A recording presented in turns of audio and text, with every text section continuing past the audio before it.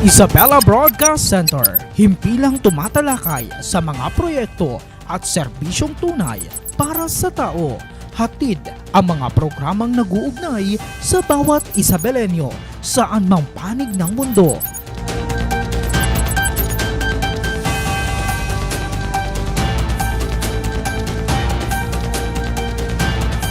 Delivering in-depth, trustworthy, and objective news. Dito ka, konektado. Isang mabilis at maayos na serbisyo mga ka-Isabelenyo. Welcome sa isa na namang makabuluhang episode ng ating programang Isabela Connect ka dito ngayong buwan ng Mayo. At syempre kasama nyo pa rin ang resident broadcaster ng Provincial Government of Isabela, Ezekiel Kilang. Nakikiisa nga ho ang ating lalawigan ng Isabela sa pagdiriwang ng National Ease of Doing Business Month. At sa ilalim ho ng pamumuno ng ating masipag ho na gobernador, si Governor Rodito Albano III, layunin ho nating itaguyod ang kultura ho ng bilis, linaw at tapat na serbisyo sa bawat opisina at syempre sa iba pang tanggapan mula ho sa Provincial Government of Isabela. Pero ang tanong, ano nga ho ba itong Ease of Doing Business or EODB? Paano ho ito makakatulong sa bawat Isabelenyo at sa mga nagnanais hong magnegosyo ho rito sa ating ligan? Naku, kasama ho natin ngayong araw ang mga eksperto ho mula ho sa atin hong pamahalang palalawigan ng Isabela upang himayin ang mga mahalagang paksahong ito. Makakasama ho natin sina Attorney Paul Wee mula ho sa Provincial Economic Development and Investment Promotions Office o PEDI po, at syempre si Attorney Shirley Emily Galamgam Reyes mula ho naman sa Provincial Internal Audit and Control Office o PIACO, at syempre pabatiin muna natin ho sila bago ho natin pag-usapan at hong atin hong mga katanungan kaugnay ho sa usapin hong ito. Attorney Paul, welcome ho sa Isabela Broadcast Center. Hello po, Yexi. Magandang hapon po sa ating lahat at sa nanonood dito sa ating Isabela Connect ka dito. Yes po. At syempre, maalala ko pala nung EODB nung last year na naman si Attorney Paul. Oo, tama. Naka-isang taon na ho tayo. Napakabilis ng panahon, Ang bilis. Yes. And of course, may bago ho tayong makakasama. Kailan lang ho na-interview natin bilang bar passer. Ngayon ho ay head ho ng PIACO dito ho sa Provincial Government of Isabela, Attorney Shirley. Welcome ho. Welcome back sa Isabela Broadcast Center. Magandang hapon po sa inyong lahat at para sa ating mga manonood.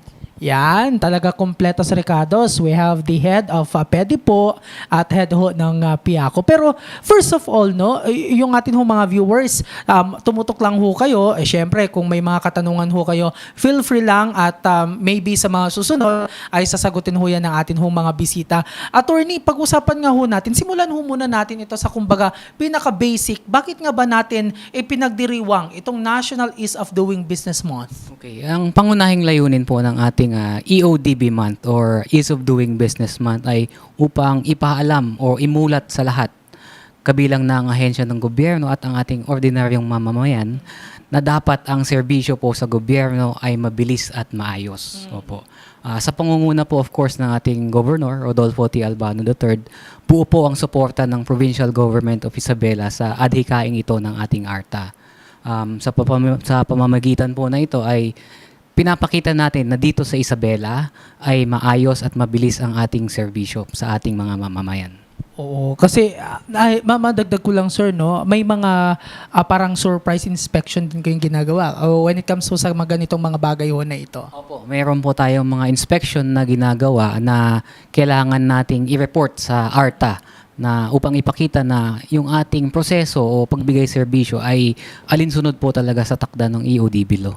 Mamaya mas sigit ho nating pag-usapan lalong-lalo na sa outcome ho ng naturang inspection ho na yan. Pero Attorney Shirley, para ho sa kaalaman ho naman ng lahat, ano ho ba ang legal basis kumbaga legal ho na basahan kung bakit mayroon ho tayong EODB month? Bali, meron po tayong 3 legal basis para po sa pagse-celebrate ng ating EODB month. Isa na po dito yung Presidential Proclamation number 818 Series of 2025 wherein dinedeclare po dito yung month of May as National Ease of Doing Business Month. Ine-emphasize din po dito na ang commitment po ng ating gobyerno para sa regulatory efficiency and service improvement po. Then, meron din po tayong Republic Act Number 11032 or Ease of Doing Business and Efficient Government Service Delivery Act of 2018, which strengthens the government's effort to streamline and standardize processes, reduce bureaucratic red tape, and promote the efficient delivery of public services. Ang pangatlo naman po natin dito, meron po tayong ARTA Memorandum Circular number 2026-002 wherein nagbibigay po ito ng guidelines para obserbahan po natin ang 2026 EODB month celebration. Oo. So with that three na legal basis, talaga namang kinakailangan ho nating itong i-celebrate, kumbaga. Or di kay kinakailangan hindi mawala no sa ating hong sistema. But Attorney Paul, ngayong taon ba, kasi I know pa iba-iba yung tema eh. Hindi ko alam kung nabago ho ba. Ano po ba yung tema ng ating hong selebrasyon at ano yung mensaheng nais ho nitong iparating ho ngayong taon ho na ito? Para po ngayong 2026, ang theme po ng ating EODB month ay kumbaga, promoting transparency and accountability towards a progressive bagong Pilipinas. Opo. Ibig pong sabihin nito ay pinapakita lang natin na kapag ang serbisyo natin ay mabilis, maayos, mas magiging productive o ano ba Tagalog ng productive? Sorry. Productive ang ating bansa sa pagbibigay serbisyo na kinakailangan ng ating mga mamamayan. Kumbaga is produktibo. Ayan. Ganon. Ibig sabihin, nandun yung we are trying to achieve no yung resulta ng pagiging transparency, accountability. Yun, mahirap po kung ganun, no? Pero mahirap po ba yung ipatupad? Ito lang base ho sa mga initial inspection ninyo. With this mga guidelines mula ho sa ARTA, mahirap din ho bang masunod ito ng iba't ibang tanggapan? Hindi naman siya mahirap. Mm-hmm. Nagkakaroon lang ng siguro, kumbaga yung technical na difficulties dun sa guidelines na inaano. Yes. Kaya nga po dito sa EODB, hinihikayat po ng ating ARTA na magkaroon ng streamlined processes upang mas mapadali, mas mapabilis ang pagbibigay serbisyo sa ating mamamayan. Yun naman po yung aim ng ARTA, pabilisin ang pagbibigay ng government service na kinakailangan ng taong bayan. Oo. Yun kasi yung yung kailangan. Kailangan mo talaga iparamdam na we have transparency, accountability para ma-win mo no yung confidence, yung tiwala, pangunahin na ng taong bayan. But speaking of transparency and accountability, Attorney Shirley ho naman, ito kasi yung mga mahalagang salita, no? Again, sabi ko sa trust ng public.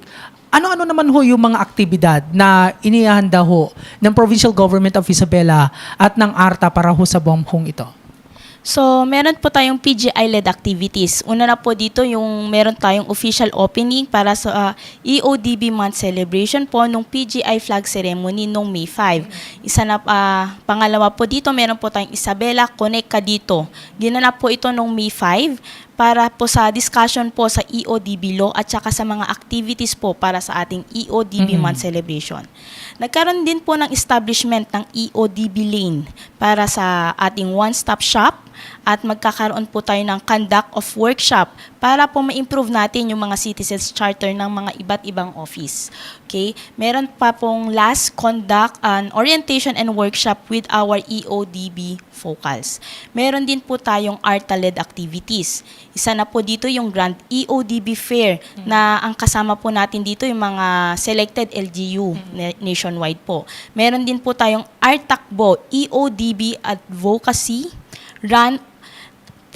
Ito po, ginanap po ito nung nakaraang May 10, doon po sa Quezon City. Then last po, meron din po tayong making contest ng EODB photo and reels. Ito po is public, open po ito sa public, no? At saka nagkaroon po ito ng deadline nung May 8, 2026. Para po sa mga mechanics, ang mechanics po nito ay posted po siya sa ating ARTA Facebook page at syempre sa ating Isabela PIO Facebook page.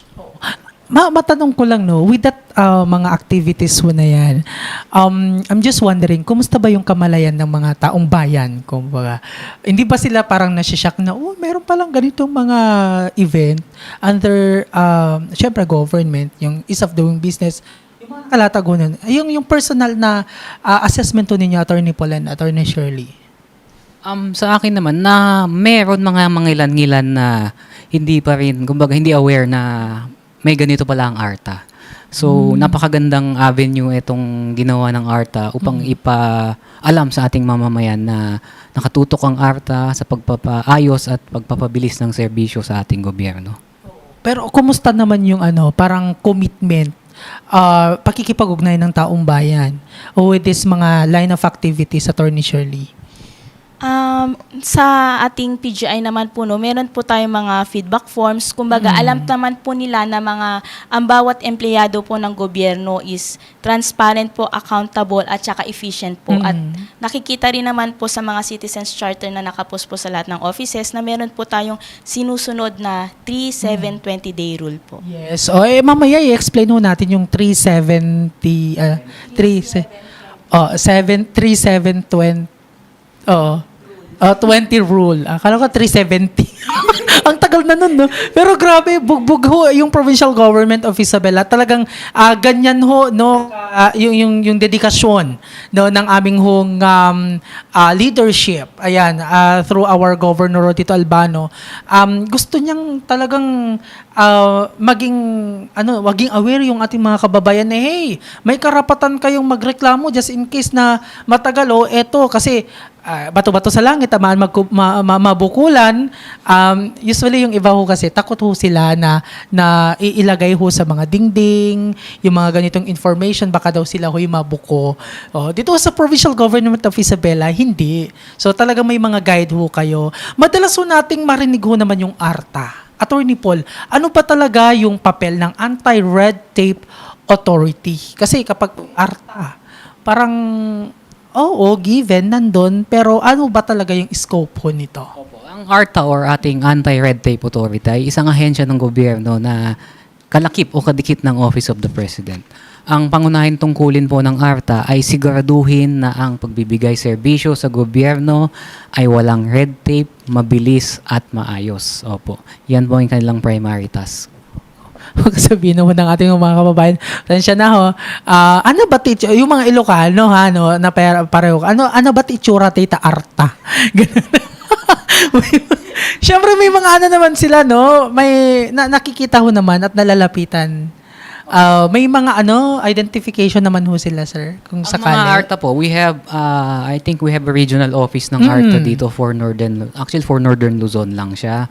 And ang pinakakalakip po nila bilang sa ating local government unit po ay ang ating DILG or Department of the Interior and Local Government. Opo. Yan po yung partner ni ARTA dito na kung saan kung may mga reklamo po ang ating mga mamamayan ay dito po nila maaaring idulog. Isa pa dito, meron din po tayong sarili sa ating probinsya or yung ating Provincial Assistance Complaints Desk. Kung may reklamo po sa serbisyo ng provincial government, pwede nyo pong idulog doon at tutugunan po ito ng ating ng provincial government upang ma-address yung inyong problema. Pero madagdag ko lang, may mga eto part na ho doon sa inspection na sinasabi ko, meron na po ba kayo nakukuhang feedback? Or di kay complaint sa atin, sa Provincial Government of Isabela, lalong-lalo na doon sa health desk, sa box, di ba? Meron na po ba, sir? Yung conduct po na ginawa natin ng inspection, may mga mangilan-ngilan tayong nakuhanan ng feedback. Although maganda naman yung kanilang feedback dahil unang-una yung ating financial assistance na service, maayos naman po yung pagpapatupad ng ating serbisyo doon. Yun lang, may iba talagang sa lagay na rin ng ating klima ngayon, naiinitan lang. Yun lang naman narinig naming feedback talaga sa kanila. But with regards to the efficiency and accountability and transparency ng serbisyo, actually maganda yung feedback mula sa mga kliyente. It's good to hear na attorney. Kasi pansin ko din, nagmo-monitor din ho ako diyan sa natin, sa lobby. Although maraming pumipila, syempre marami ho nangangailangan. Like ang sabi ho ng ating hong punong lalawigan, pinapasiguro ho niya na hindi dapat naghihintay ng matagal ang ating hong mga kababayan. That's why nandito ho itong mga activities ho na ito. para higit ho na maintindihan ng ating mga kababayan yung batas na pwede ho nilang gamitin, no, para i-exercise yung kanilang karapatan. Attorney Shirley, pag-usapan nga ho naman natin itong binabanggit ho na Republic Act 11032. Ano po ba yung mga pinaka-importanteng provision o yung salient provision ho nito na dapat malaman ng ating hong mga ordinaryong mamamayan? Background lang po, no, ang Republic Act number 11032, yun po ay ang tinatawag nating Ease of Doing Business and Efficient Government Service Delivery Act noong 2018. Ito pong batas na ito po ang nag-streamline ng government processes and improves the competitiveness of ease of doing business in the Philippines. Inamend po nito ang ating Republic Act number 9485 or Anti-Red Tape Act of 2007. So ano po yung mga importanteng provision natin dito? Ang una po dito is ang mga government services po natin, required po siya na dapat meron po tayong citizens charter para po i-guide yung mga citizens natin regarding sa mga serbisyo ng ating mga government agencies. Pangalawa po dito, meron po tayong 3720 rule na nagse-set po ng standard processing time para sa ating mga government transaction. Yung 3 days po para sa simple, 7 days po para sa complex, at 20 days naman po para sa ating highly technical. Isa na rin po dito yung automatic na approval ang ipapa-implement po natin para sa mga application na may kompletong requirement at saka nakapagbayad naman po. Ngunit hindi naman po nagawan ng aksyon sa loob ng processing time po natin, no. Meron din po tayong streamline procedure para po sa issuance ng ating local business licenses, clearances, permits, at saka authorizations po. At ang last po natin, meron po tayong zero contact policy. Zero contact policy. Pag ba sinasabi natin zero contact policy, paano po ba ito, attorney? Ito po yung hindi po dapat natin kontakin. Hindi po natin dapat kontakin yung mga aplikante kung kompleto naman po yung mga documents nila.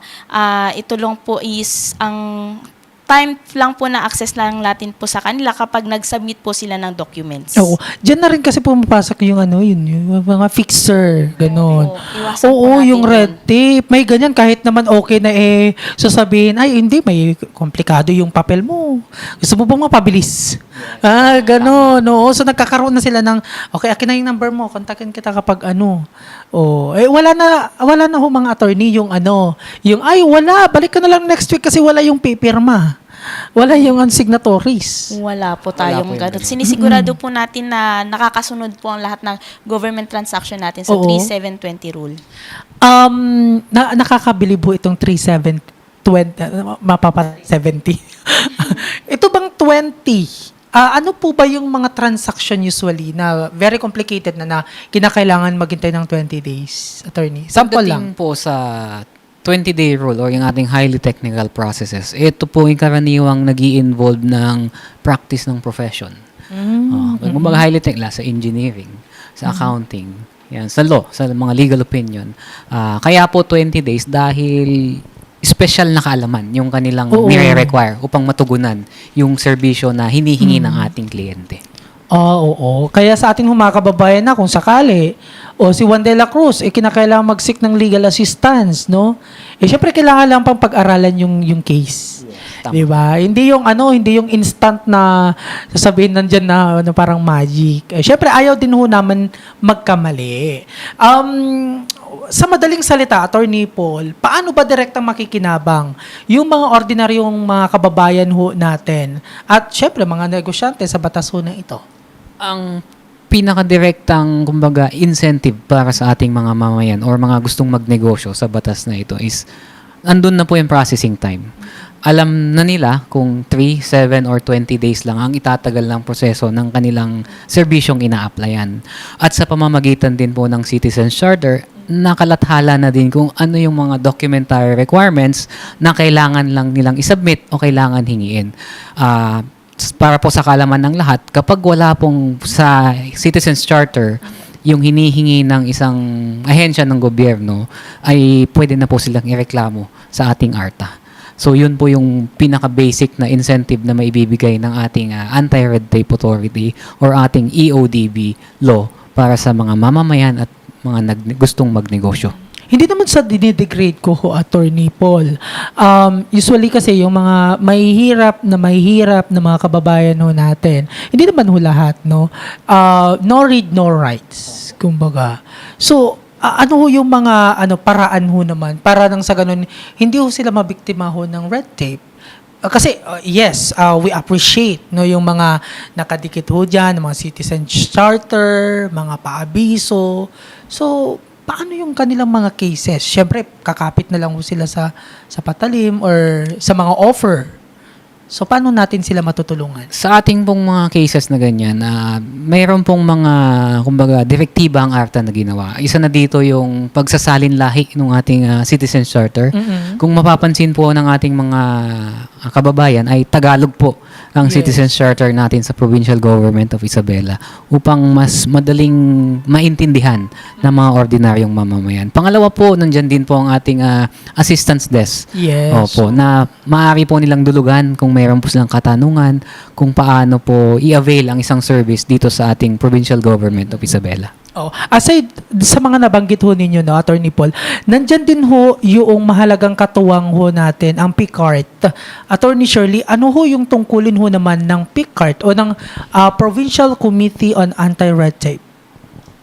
Yung PICART po natin is ini-ensure niya po na ang Provincial Government of Isabela ay nakaka-receive, rumiresponde at saka nagko-comply sa ating RA 11032 at saka sa mga subsequent issuances din po ng ARTA.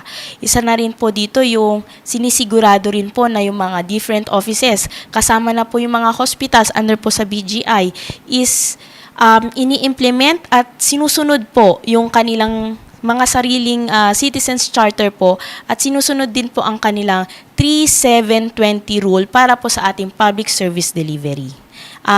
Ang PICART din po para sa ngayong EODB month celebration, no sir, nagli-lead po sila para ma-ensure na susuporta at ipinopromote din po ang mga activities po sa PGI. Hospital. Applicable din pala yung 3720 rule.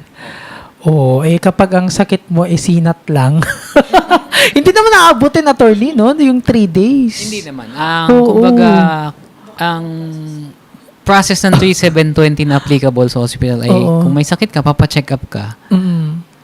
Hindi naman dapat tumagal yun na mahigit sa 3 araw kung tutuusin. Kumbaga, yung 3720 ay yun pinakasagad na Oo. processing time. Kung simple, complex, or highly technical ang isang government service. Oo, naalala ko lang, no? Kasi anong ako yung reporter sa isang radio station, meron ho kasing isang nanay na may anak, isinugod ho sa ospital. Kumba, ito yung senaryo ha. Sinugod ho sa ospital, parang nahihirapan huminga. Ang sabi ho ng private hospital naman ho ito. But I'm not saying ho, no, na nangyari ho sa provincial government hospital ho natin. Hindi ho tinanggap or pinaghintay dahil wala hong parang pambayad. Hanggang sa naghanap si nanay, bumalik, nakautang, gabing-gabi yun eh. Nakautang, pagbalik, wala nang hininga yung anak. So, dead na, kumbaga. So, walang ganon na mga senaryo sa mga hospital under the watch ng Provincial Government of Isabela. Sa ganun po, wala po. Dahil maliban po sa ating EODB, marami naman pong kumbaga, pulisiya ang ating national government patungkol dito sa ating mga hospital. Andyan po yung no balance billing na tinatawag at no deposit na requirement dahil may batas po yan na hindi kailangan magbayad muna bago bigyan ng serbisyong pang-medical ang isang pasyente o kliyente. Matanong ko na rin, Attorney Paul, ano po ba yung mga inisyatiba o hakbang ng Provincial Government of Isabela para masabing tayo ho talaga is align o sumusunod sa batas ho na ito?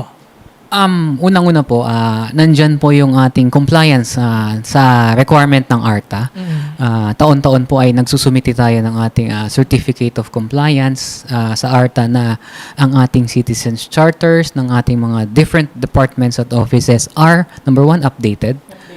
Number 2, streamlined o pinadali ang proseso para sa pagbibigay serbisyo.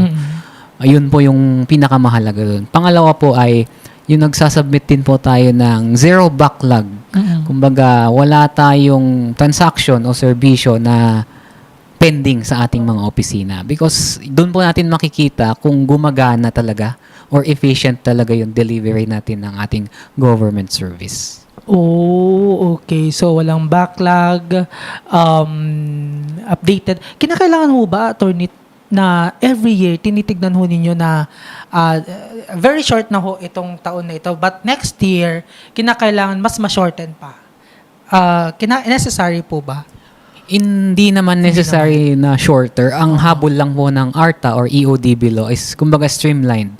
Pag naabot na natin na ito na yung pinakamabilis, pinaka-efficient na deliver ng public service, okay na po yun. Oo. Yun po yung end goal natin, yung Yes. mapabilis ng delivery ng public service. Oo. And of course, I heard may parang mga focal so kayo from EODB. Yes, we have, ang bawat departments po, we have some Several, focal persons per department or offices na sila po yung tumututok na upang mas ensure na nagko-comply yung kanilang opisina dun sa ating EODB requirements, lalong-lalo na po yung requirements ng Citizens Charter. Speaking of Citizens Charter, no, Attorney Shirley, para sa mga nanonood, ano ba ang layunin at nasaan ba ito makikita? Yan, kasi Citizens Charter, para lang mas maging klaro, ano ba itong Citizens Charter, saan ba ito dapat nakikita? Baka naman may Citizens Charter pero nasa likod ng pintuan. May Citizens Charter dyan. Ganun, nasa likod pala ng pintuan. Attorney. So, ang Citizens Charter po, official document po siya na ini-specify po yung mga services na ino-offer po ng ating mga government offices. So, ano po yung mga nakalagay dito? Kung ano po yung mga services nila, list po ng mga documentary requirements, kung magkano po yung babayaran, kung gaano po katagal ang pagpoproseso. Tapos, pinapakita rin po dito no, kung paano ma-avail po ng mga citizens yung mga services po. Isa na rin po dito saan po nakalagay ang ating mga Citizens Charter. Isa po dito yung sa mga main entrance po ng bawat opisina, sa mga ating mga conspicuous places at sa mga malalayong lugar po, pwede po nila itong ma-check sa ating PGI website. Pinaka-goal po nitong Citizens Charter natin is pwede po silang, ating mga citizens, pwede po silang magbigay ng feedback at mag-report po kung meron pong hindi natupad sa ating mga sa naka-display po sa ating Citizens Charter. At saka pinopromote po nito ang transparency, accountability at efficiency po ng ating public service delivery. Oh, kaya. Yung sa ano, napapansin ko lang, ito pansin ko lang ha, pero sa LGU, may nakalagay ho na ito yung amounts na babayaran. Pero pagdating ho sa actual na, mas mahal. So, saan ho doon yung susundin ho, attorney? Ang number one rule is sundin kung ano yung nakalathala o nakadisplay sa ating Citizens Charter.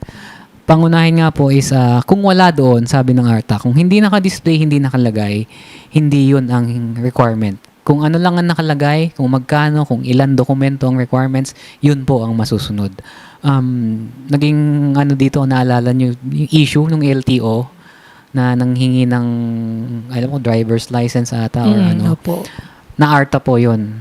Pero dun sa Citizens Charter nung opisinang yun is wala yung requirement na yun. Kaya nagkaroon sila ng complaint sa ating ARTA. Oh, akala ko ang rason ay mahal ang presyo ng petrolyo. Walang ganun na. Mahal kasi ang presyo ng petrolyo. Yung resibo mo, pinadala sa mahal ng singil. Wala pong ganun. Bigyang linaw lang ho natin, Attorney Paul, yung terminong kinatatakutan ho ng marami. Ano ba ang ibig sabihin ho talaga ng red tape? Red tape and fixer is isa lang ho ba? Hindi. Ang red tape po, ito yung kumbaga, pagpapaligoy-ligoy ng proseso. Okay. Kumbaga, yung maikli, papahabain mo. It's the process. Yes. Oo. Opo. While the fixer, ito naman po yung tao. Oo. Na, sige, huwag ka nang dumaan dyan, sa akin mo na ibigay. Mm-mm. Ako nang bahala. Alam mo na, yung mga ganong bagay. Yun yung fixer. Yung red tape is kung pinapahirapan natin yung taong nag-a-apply para lumapit siya sa fixer. Oo. So, doon sila nagko-connect. Okay. Sabi kasi nila, sir, mas mabilis kapag fixer. Pero mas mahal. No? Mas mahal. Tignan ho ninyo ha. Masingit lang.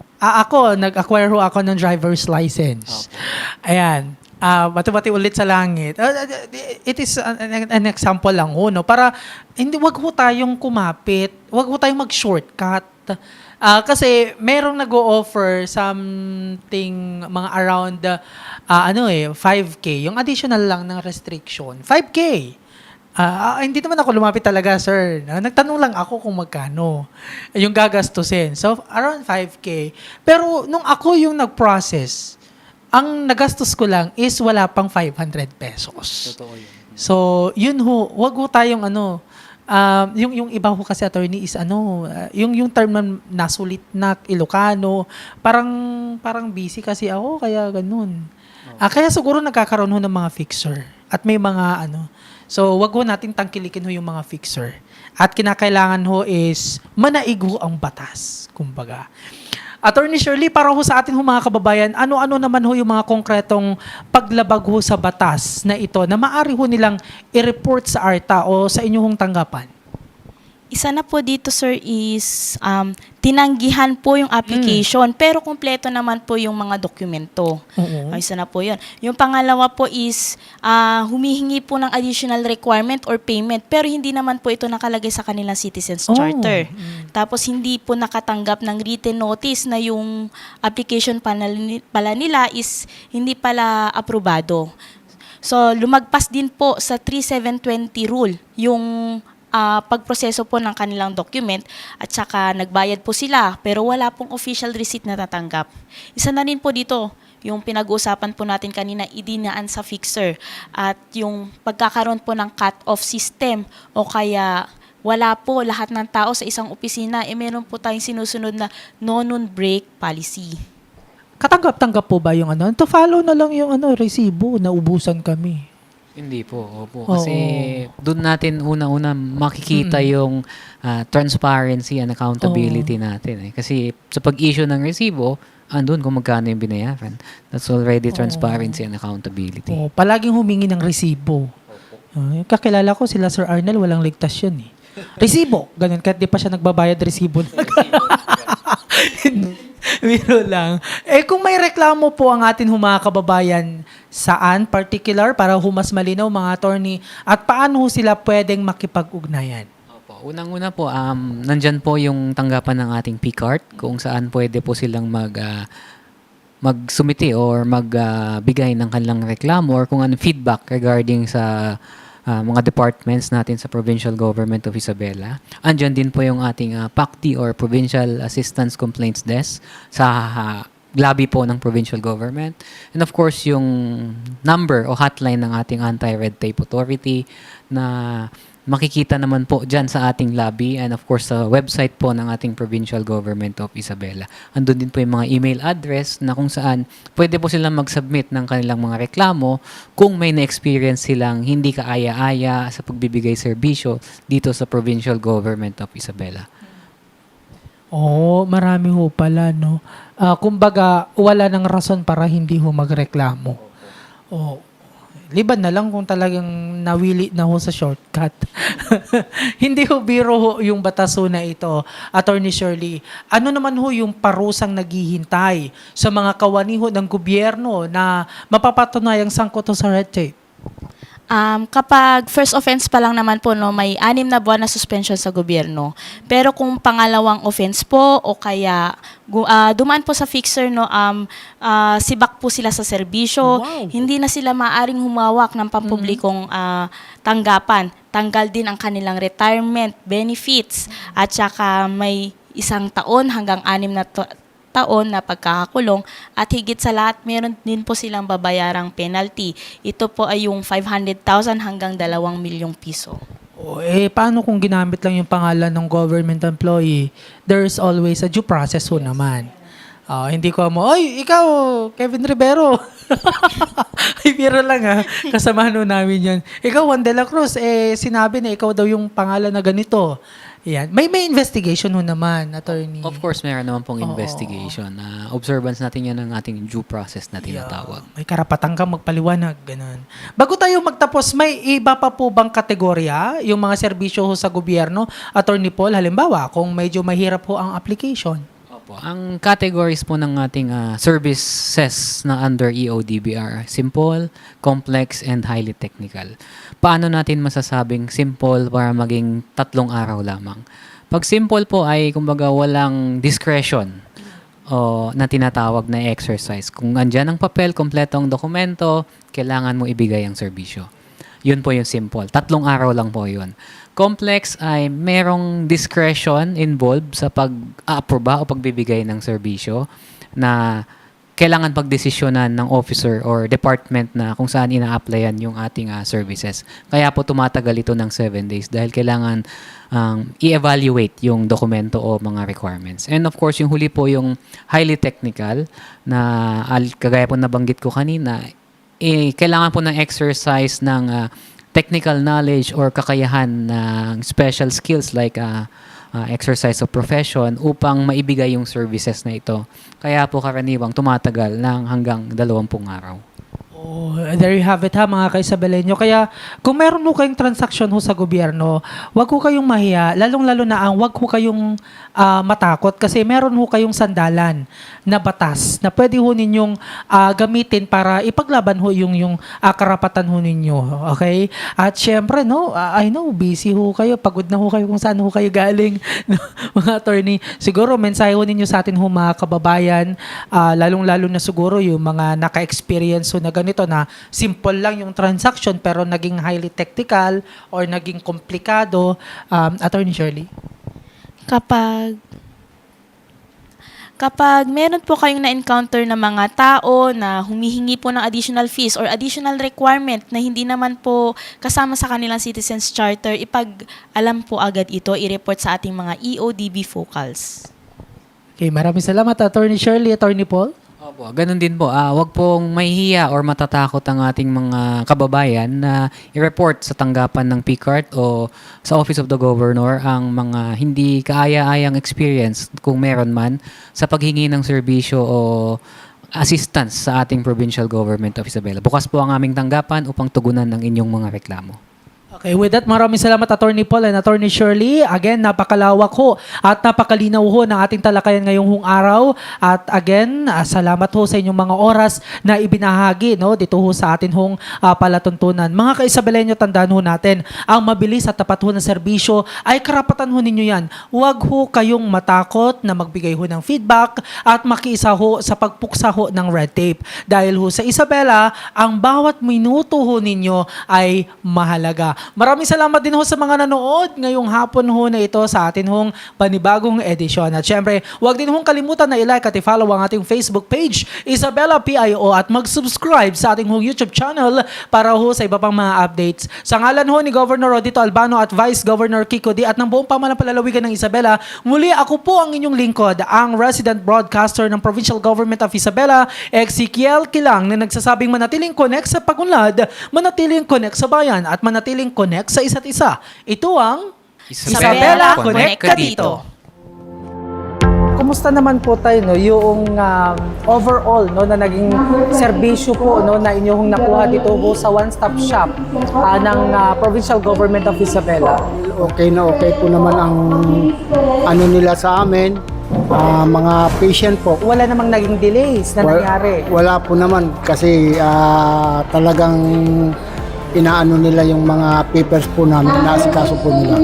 Naging mabilis yung transaction ho ninyo. Opo. So, kumusta naman yung pakikitungo sa inyo ng mga staff ho dito sa One Stop Office? Ay, napakaganda po kasi kung nadadatnan po kami ng pananghalian binibigyan pa po kami ng staff para makakain po kami mga patient po. Pumunta po ako dito para po magpatulong magpa-FA po for financial assistance po ng tita ko na na-stroke po. Kumusta naman ho, ma'am, no, yung overall service experience ho ninyo? Okay naman po, maayos po. Mabilis po ang process ng mga ano nila. So, na-complete naman ho ba yung mga requirements? May delay po ba? Wala naman po. Mabilis po actually yung process ng lahat. So, kumusta naman yung pakikitungo ho no, ng mga staff dito ho sa one-stop office natin? Ay, they are so very friendly talaga. Wala rin po akong masabi sa mga staff kasi maayos po sila nakikitungo sa aming mga clients po. Kanina ka pa po ba dito? Actually po, kadarating ko lang, inayos rin po nila sa akin yung papel ko. Ibigay naman po kayo.